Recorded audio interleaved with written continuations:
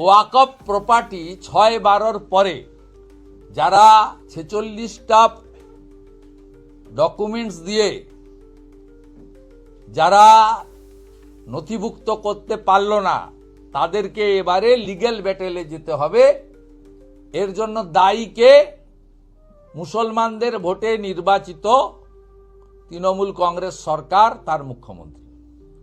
যে মুখ্যমন্ত্রী 2021 সালে শতকরা 92% পোল মুসলিম ভোটের পেয়েছিলেন, যে মুখ্যমন্ত্রী বা তার দল 2024 লোকসভা ভোটে পোল মুসলিম ভোটের 91% পেয়েছিলেন,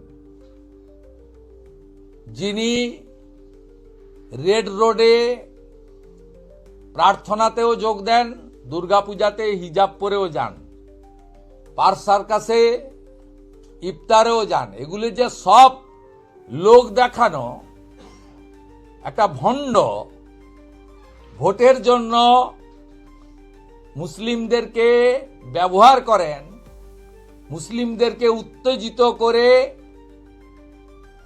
কখনো সিএএ কে এনআরসি, কখনো এসআইআর কে এনআরসি, কখনো ওয়াকফ अमेंडमेंट बिल नहीं मानूंगा, नहीं चलूंगा, बंगाल में नहीं होगा, दीदी है ना।